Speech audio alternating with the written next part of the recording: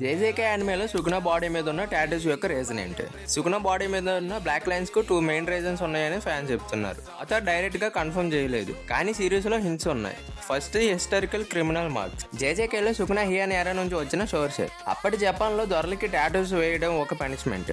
దొంగలకు చేతులపై మార్కులు, మర్డర్ లాంటి పెద్ద క్రైమ్స్ చేసే వారికి ముఖంపై మార్కులు వేసేవారు. ముఖం మీద చేతి మీద ఉన్న డిజైన్స్ ని ఇజుమే స్టైల్ ని గుర్తు చేస్తాయి. ఆ టాటూస్ క్రిమినల్స్ ని ఐడెంటిఫై చేయడానికి యూజ్ అవుతాయి. సెకండ్, కర్స్డ్ ఎనర్జీ లేదా పవర్ ఇండికేటర్. సిరీస్ లో టాటూస్ సుకునా కంట్రోల్ లో ఉన్నప్పుడు మాత్రమే యూజీ బాడీ మీద కనిపిస్తాయి.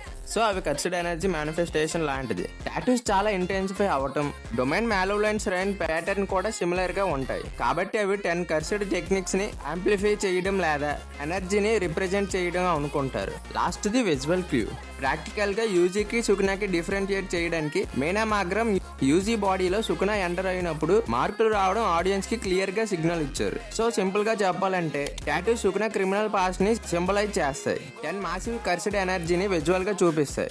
ఇంకా స్టోరీలో సుకునా నవ్ ఇన్ చార్జ్ అని ఈజీగా తెలియజేయడానికి యూజ్ అవుతాయి.